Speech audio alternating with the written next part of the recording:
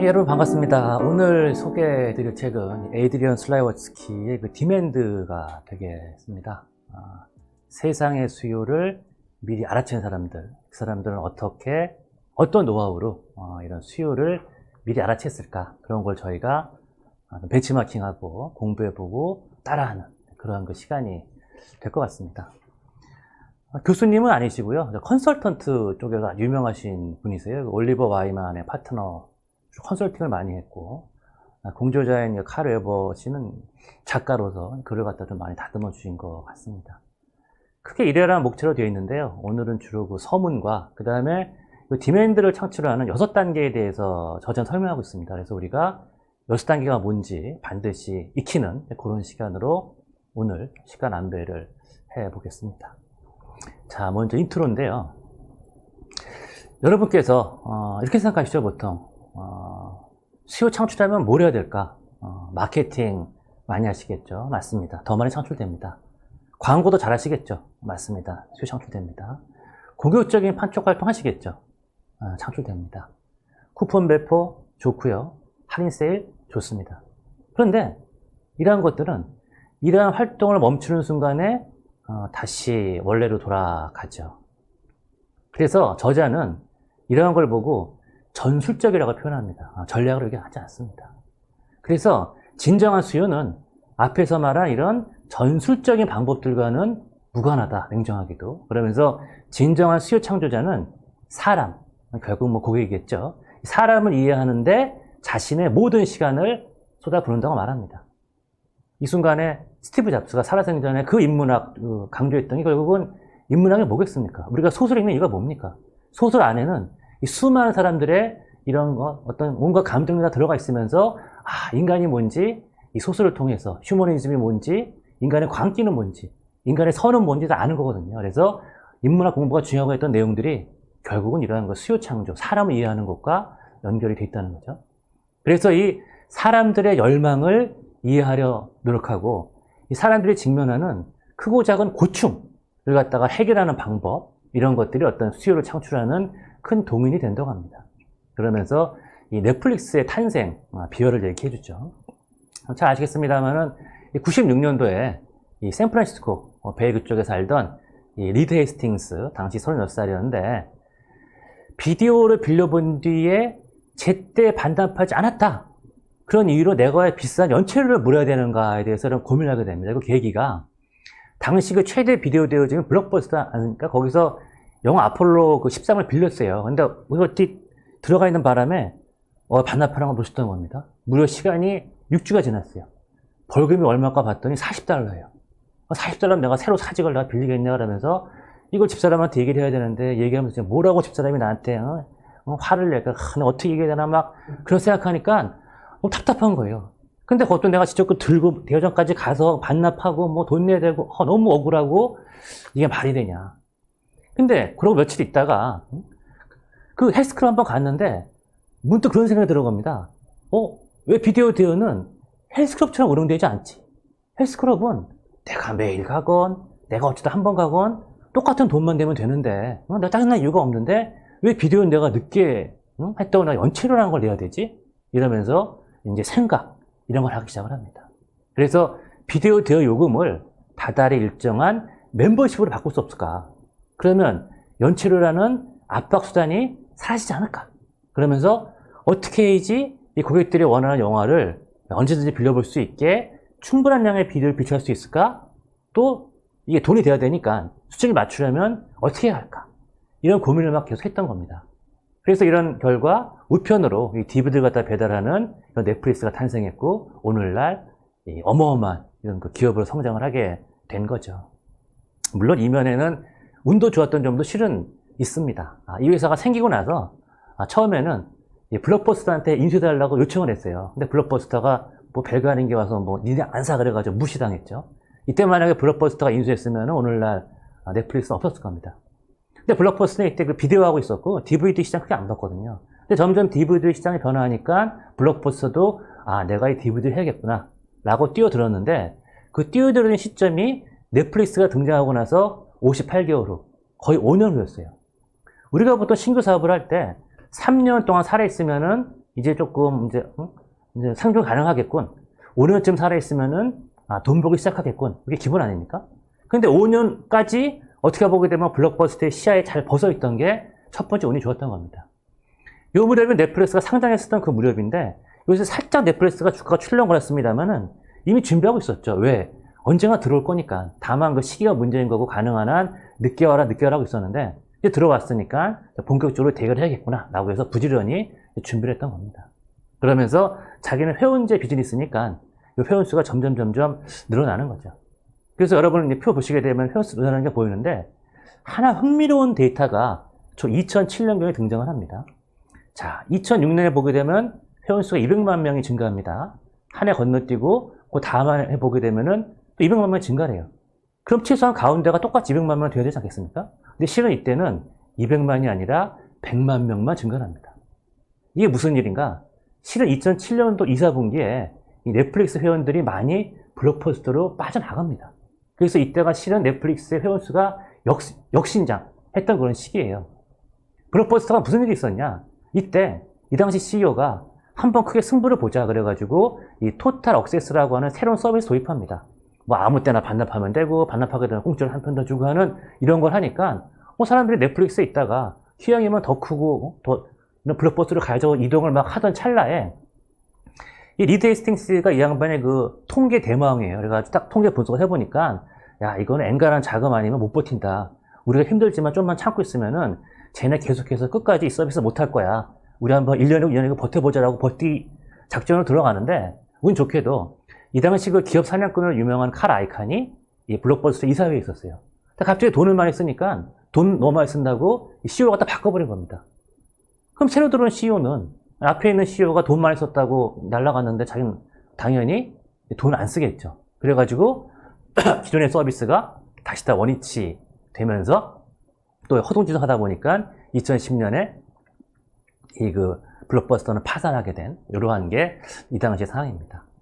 이 이후에 이제 계속 회원수 증가해가지고 2017년에 1억 명을 돌파하고 2020년에는 2억 명을 돌파하는 뭐 이러한 쾌거를 이루고 있죠. 자, 본격적으로 6단계를 한번 우리가 들어와 이제 보겠습니다. 그래서 매력, 고충지도, 배경 스토리, 방아쇠, 궤도, 다변화. 이 6가지가 핵심으로 나가는 그런 그 스토리고요. 실제로 이 책이 이 그 전문 라이터가 붙어서 같이 썼기 때문에 책은 두껍습니다만은 아주 읽기 쉽습니다.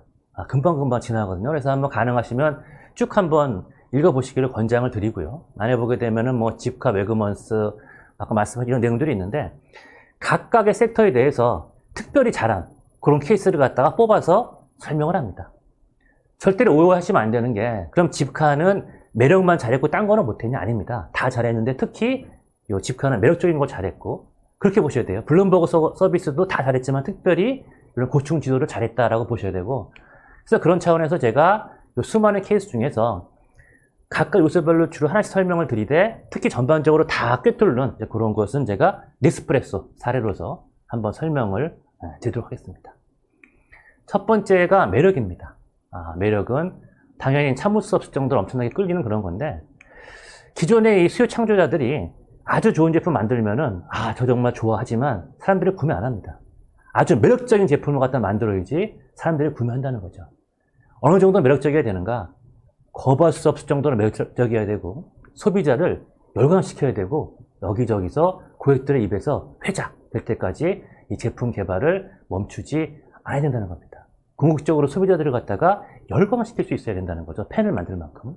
그래서 이 사례로서 집카라는 사례가 등장을 합니다. 우리나라 소카 비슷한 거죠. 그래서 요 자동차 갖다가 빌려서 쓰는 그런 건데 초창기에 사업 모델 좋았습니다. 근데 문제는 차의 대수가 별로 많지 않았던 거예요. 아무래도 투자받은 금액으로 차 사서 하려고 그러니까 누가 돈을 왕창 주는 것도 아니고 차가 좀 부족한 겁니다.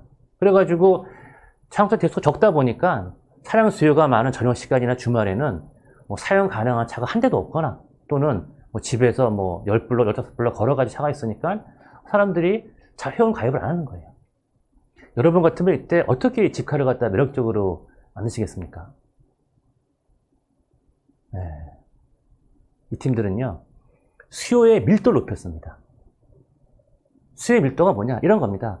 우리가 한강에 물이 흐르는데 거기에 잉크 한두 방울 뿌려봐야 한강 물 색깔 안 바뀝니다. 근데 예를 들면 이러한 그 벽이 있잖아요. 여기다가 잉크물 뿌리게 되면은 여기는 물 색깔이 바뀝니다. 이게 소위 말하는 똑같은 양을 갖다 넣고서도 어떻게 하면 이게 변화가 오고 여기 변화가 오지 않는가는 밀도 게임이거든요. 그러면 여기도 결국은 이 집가의 수요가 높은 그런 층을 공략해가지고 거기만 집중적으로 차를 한번 배치를 해보자. 그럼 생각해 보시죠. 차를 갖다 구매하는 게 아니라 차를 갖다 빌립니다. 나이 든 사람이 이걸 갖다 많이 선호할까요? 젊은 층이 선호할까요? 돈 많은 사람이 선호할까요? 돈 없는 사람이 선호할까요? 뭔가 환경 보호에 대해서 의식 있는 사람이 선호할까요? 그렇지 않은 사람이 선호할까요? 이런 걸 따져보게 되면은 결국 젊고 기술에 능숙하며 환경 보호에 관심이 많고 절약을 추구하고 이런 층들이 전형적으로 집가를 갖다가 좋아할 수 있겠다. 예를 들면 대학교 근처에 있는 뭐 대학생들 뭐 가능하겠죠.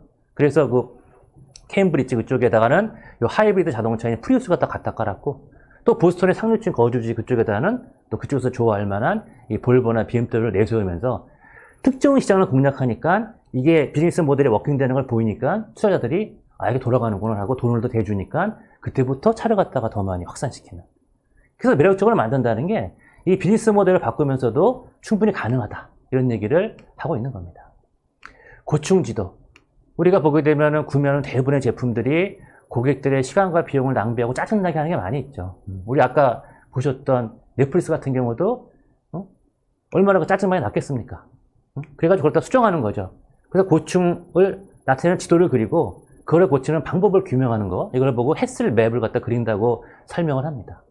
그래서 일반적으로 우리가 영화 렌트하러 갈 때는 뭐 배우자랑 같이 뭐 몹을 거나 싸운 다음에 결국 뭐 진 사람이 가서 비디오 한 뭐 3개쯤 빌려오는데 거기서 순서대로 보다가 결국 이제 반납하는 거 까먹고 그다가 나중에 벌금 내고 하는 게 이거 기본 모델이면은 이거 갖다 한번 바꿔보자. 그래가지고 요걸 갖다가 제가 인터넷 그 이제 온라인 들어가가지고 나는 예를 들면은 영화 A, B, C를 갖다가 순서대로 볼래? 라고 신청을 합니다. 그럼 넷플릭스 측에서 영화 A를 보내주죠. 그럼 저는 A를 다 본 다음에 반납을 하게 되면은 그 다음에 B를 보내주고 그 다음에 반납하게 되면은 C를 보내주고 그러니까 제가 구태여 비디오 대여점까지 갈 필요가 없는 거예요.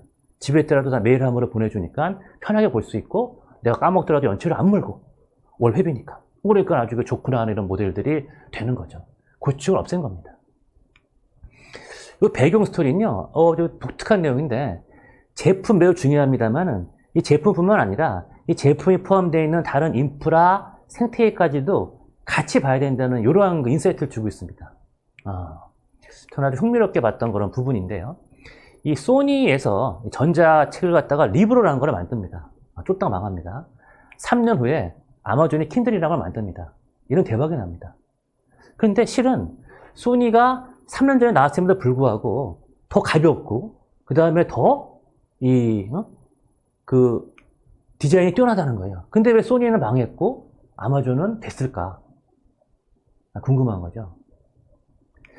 이런 사연이 있었습니다. 아마존은 이미 출판계랑 가까웠어요. 그렇지 않겠습니까? 책 인터넷으로 이렇게 팔았었으니까. 근데 소니는 원래 이런 비즈니스 안 했거든요. 근데 이 전원책 하다 보니까 일본에 6대 출판사가 있는데 6대 출판사의 수장을 다 데려다가 우리가 앞으로 전원책 할 거니까 같이 협조 좀 해주세요라고 말했던 겁니다. 그 일본 사람들 다 뭐 혼내 다 때문에 다른 것처럼 겉으로는 하겠습니다 그러지만 속마음은 아니거든요. 소니 들어왔다가 자기네 거 다 뺏어가면 큰일 나니까. 그래서 하겠다 그랬는데 보시게 되면 겨우 책을 갖다가 1000권. 아마존을 시작할 때 8만 권. 그 1000권도 그나마 제가 PC 접속해야만 다운받을 수 있고 그것도 6일 지나면 사라지는 그런 겁니다. 얼마나 불편합니까? 그런데 아마존 킨들은 책도 일단 뭐 8만 권이나 있고 그다음에 보유기간 한번 다운받게 되면 무제한 내가 보유할 수 있고 아무 때나 봐도 되고 그 다음에 PC 접속이 아니라 바로 다운받을 수 있고 이러한 차이가 실은 그 제품이 아니라 제품에 둘러싸고 있는 에코시스템 그런 게 훨씬 더 중요하다에 대해서 저자는 얘기를 하고 있습니다. 특히 우리가 어디가 사다못해 식당을 가더라도 후기다 보잖아요. 그래서 일단 후기가 풍부해야지 좀 믿는데 아마존은 처음부터 후기가 풍성했는데 소니는 뭐 읽는 사람이 없으니까 후기 썰렁하니까 사람들이 안 보는 거죠. 이런 것들이 우리가 간과해서는 안 되는 그런 요소가 된다고 보고 있습니다. 방아쇠는 정말 좋더라도 우리가 안 사는 경우가 많아요. 왜? 습관이 안 돼 있으니까. 습관을 만드는 게 매우 중요합니다. 여러분 아침에 일어나서 칫솔질 안 하시면은 찝찝하시죠? 당연하다고 하실 텐데 우리가 언제부터 칫솔질 했습니까? 조선시대 했을까요? 안 했겠죠. 습관을 만든 겁니다. 습관을 만드는 거. 소비자의 관성, 의심, 습관, 무관심 갖다 깨서 이걸 갖다 어떻게 하면 습관을 만들 거냐. 방아쇠 갖다 당겨가지고 구경꾼들이 고객으로 변하게 할 거냐는 이런 포인트가 무진장 중요하다는 겁니다. 넷플릭스에서 이런 고민합니다. 막 시작을 했는데 이 샌프란시스코만 잘 되는 거예요. 다른 지역은 안 되고 미국 내에서 모여서 회의를 하겠죠. 왜 안 되는지 얘기를 합니다. 본사가 샌프란시스코 아닙니까? 우리 직원들이 주변에 가입권유를 많이 했을 겁니다. 근데 아까 얘기했듯이 이 창업자는 통계 대망이거든요. 통계를 따져보니까 아닌 거예요. 지원 규모가 작았습니다. 그러면 샌프란시스코는 첨단 기술자가 많이 살고 있죠. 인터넷 도서들이라서 온라인 쇼핑 많이 할 거 아닙니까? 그럼 온라인으로 주문 많이 하겠죠. 통계 내봤습니다. 아니었습니다. 기술자들의 가입률이 높지 않았어요. 답이 나와야 되는데 답이 안 나오는 겁니다. 그래가지고 우리 샌프란시스코 잘 살지 않습니까? 부유한 동네고요. 영화 뭐 돈 있어야 보지 이게 빵 음료도 아닌데 필수품 아니지 않습니까? 그럼 바로 하시는 소리가 그럼 뉴욕 1등 해야지. 뉴욕 1등 아니거든요. 그럼 혹시 이런 거 아닐까요? 우리 여기 캘리포니아 아닙니까? 영화 산업의 본거지죠. 영화 광이 많지 않겠습니까? 그럼 LA가 1등이어야죠. 아니라는 겁니다. 그러니까 다들 답을 못 찾는 거예요. 그러다가 답을 찾았던 게 바로 DVD 유통센터가 샌프란시스코에 있었던 겁니다. 아까 다시 저희 맵 아까 보셨죠? 햇슬맵 보시게 되면은 조포인트에서 보고 나면 DVD를 갖다가 메일박스에 집어넣었는데 샌프란시스코 사람은 유통센터가 샌프란시스코니까 하루 이틀은 다시 오는 거예요. 근데 저 뉴욕에 있는 사람들은 그 쭉 여기까지 왔다가 다시 가니까 이게 뭐 5일, 6일 있다가 오는 거죠. 우리가 뭐 주말 드라마도 아니고 다 이렇게 쫙 쌓아놓은 거 보려면 한꺼번에 쫙 봐야 되는데 이거를 다음 편 보려고 일주일 기다리면 얼마나 사람이 답답합니까? 바쁘면 까먹고. 그러니까 이게 사람들이 안 보는 거죠. 그럼 문제 나왔고 답 나왔으니까 그다음 뭐 하면 됩니까? 바로 그냥 각 동네마다 새 유통센터 오픈한 거죠. 그랬더니 바로 가입률이 2배로 오르더라. 이런 것들이 바로 그 트리거에 해당이 된다는 겁니다. 그러면은 한번 트리거에 올랐으면 그걸로 끝나는 게 아니라 그 다음에 궤도인데 성공했잖아요. 끝나는 게 아니라 바로 다음 단계를 뛰어 들어간다는 거예요. 전 이 대목에서 그 삼성전자가 강조하고 있는 그 초격차란 단어가 떠올랐습니다. 그러니까 삼성전자 반도체가 상당히 앞서 나가고 있었는데 앞서가 나가는데 만족하는 게 아니라 더 벌려보자. 정말 후발주자들이 정말 넘사벽이 될 정도로 가보자라고 하는 그러한 개념이 바로 이런 가파른 궤도가 다 구축하는 그런 요소가 되겠습니다. 한번 그 네스프레소의 사례를 한번 보도록 하죠. 사실 얘는 그 74년에 처음으로 이런 제품이 개발이 됐습니다. 네슬레 건 아니었어요. 네슬레가 이 특허를 삽니다. 산 이유는 네슬레가 원래 커피 봉지 같은 시장은 넘버원인데 커피 중에 제일 좋은 건 이제 로스트 앤 그라인드인데 그 시장에서는 별로 힘을 못 썼어요. 그래서 한번 이 시장에서 뭘 한번 해보자 그래가지고 이 커피 머신 갖다가 더 좋게 하면서 개발하는데 거의 10년이 걸립니다. 그 될만 하니까 86년도에 별도 법인을 설립을 하죠. 일단 제품 자체는 좀 매력적으로 만들었어요. 자, 그러면은 이게 제일 많이 팔 때가 어딘가? 고층지도 그러는 데인데 고층지도는 좀 잘못 그렸어요. 처음엔 사무실에 갖다 팔고 카페 갖다 팔려고 그랬었는데 그 시장에서 별로 반응이 없던 겁니다. 특히 카페에서는 기존의 바리스타들이 이거 들어오게 되면 자기들 다 목 날아가잖아요. 그래가지고 얘는 내릴 때 시간 많이 걸리는데 난 동시에 여러 개 많이 할 수 있다. 그 다음에 얘는 맛이 하나지 않냐. 나는 상황에 따라 가지고 물기 진하게 다 할 수 있다. 얘는 프로가 아니다. 이런 식으로 하니까 카페 주인들이 그러네. 역시 손맛이 중요하지 그러면서 이 제품이 안 팔렸던 겁니다. 그러니까 어떻게 했습니까? 네스프레소도 이제 외부 전문가 영입해 오자. 그래가지고 이 장폴 가이에르라고 이 동네에서 유명하고 좀 이렇게 입담이 좀 이렇게 욱하는 좀 그런 양반이 있는데 이 양반을 모셔옵니다. 이 양반은 자 사무실 안 돼, 카페 안 돼. 그러면 가족용의 수요가 있을까라고 해서 밀어붙입니다.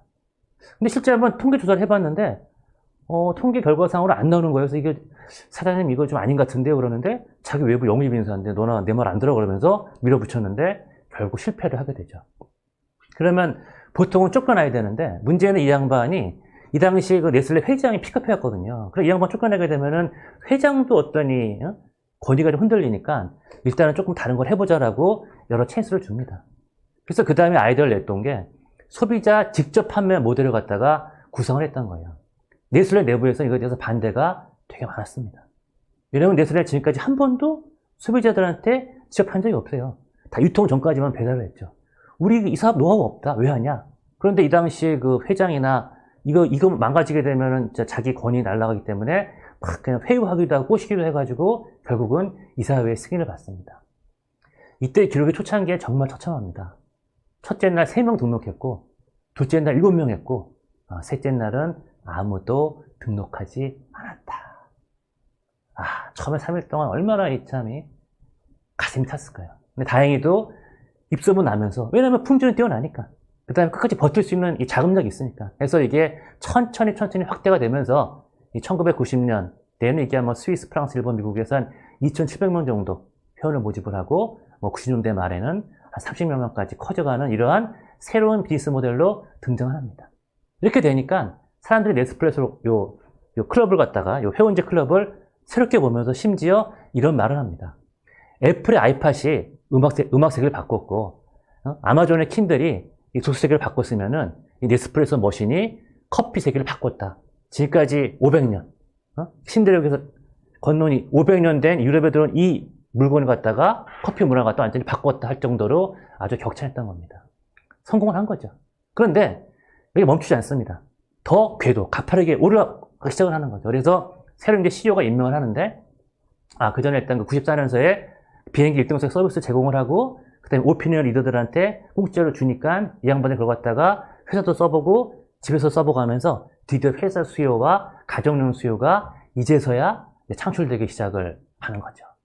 그러고 나서 2000년에 이제 새로 CEO가 들어오면서 뭔가 이게 체험이 중요하다. 마셔봐야 되니까. 요즘에 코로나 때문에 못합니다만 그전에는 클럽 가게 되면 다 마시지 않았습니까? 백화점이니 뭐니. 그러면은 어떻게 하면 좋을까? 지금까지는 광고를 갖다가 신문 광고만 했는데, 신문 광고가 아니라 TV 광고를 해보자. 그럼 우리도 TV에서 딱 마시는 거 보게 되면은, 되게 맛있게 마시네 하면서 마셔보고 싶은 거죠. 그러면서 좀 시야에도 다듬고, 파리에다가 네스프레소 부티크라 그래가지고 체험할 수 있는 공간을 만들어보자.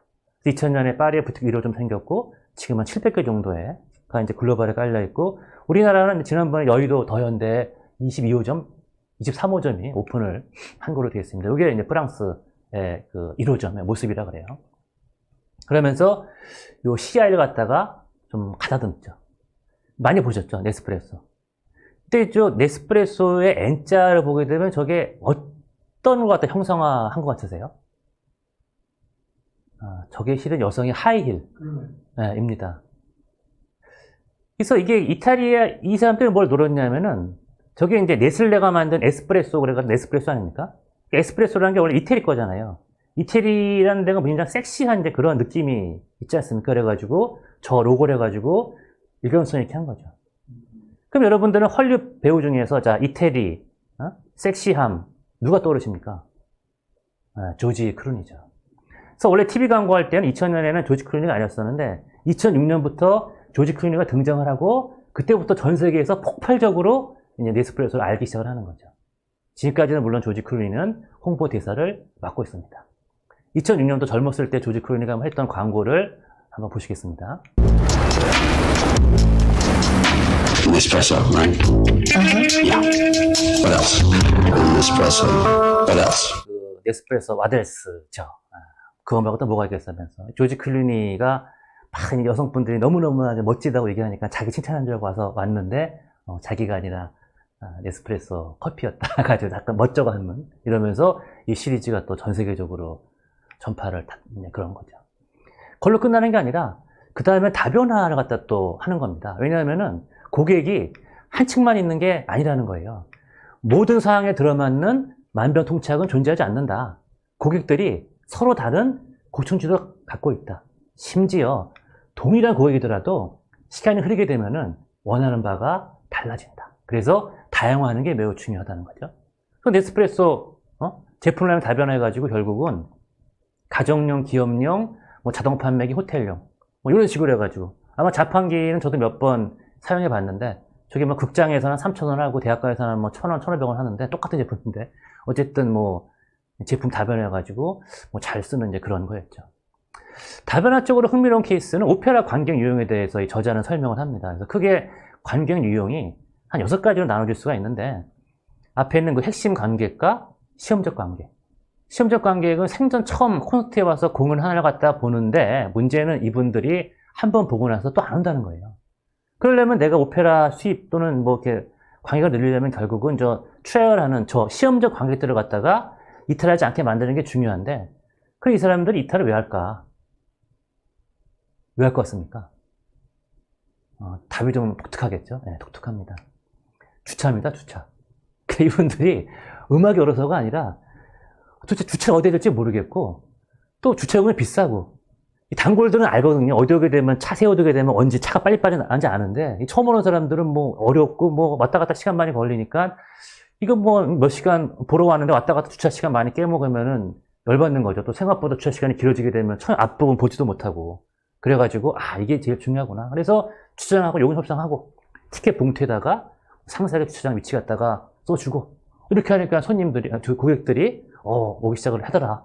물론 그거 외에 막간의 지휘자가 곡 설명을 하는데, 곡의 비하인드 스토리인데, 이거는 그 작곡자의 삶을 설명하니까 뭐 좋다 이런 거 나오고 있고, 뭐 토요일 밤에 콘서트 같은 일요 관람권, 맛보기, 이런 것들도 이제 큰 힘을 줬다. 이런 게 되겠습니다. 그래서 오늘의 가장 중요한 점은 이 제품을 매력적으로 만들고, 제품 자체, 그 다음에 고객들의 이 고충지조, 해슬맵을 그려가지고 어디 고통스러운지 파악을 한 다음에, 그 다음에 나 혼자 하는 게 아니라 아까 아마존의 킨들처럼 나를 둘러싸고 있는 다른 배경 스토리는 뭐가 있을까 생각을 해보고, 그러면 이제 어느 정도 이제 무르겨 가는 거죠. 그 순간에 빵 하고 당길 수 있는 트리거는 뭘까? 트리거 찾아낸 다음에 그걸로 만족하지 말고 더 가파른 교조가 더 올릴 수 있도록 후발주자들이 감히 정말 넘버스러운 넘사벽이 되도록 다시 갖다 벌리고 거기까지 된 다음에 그래도 이게 어떤 S커브 걸리게 되면 그때는 다변화시키면서 끊임없이 수요를 키워나가라는 게 이 저자의 핵심적인 그런 설명이 되겠습니다. 예, 감사합니다.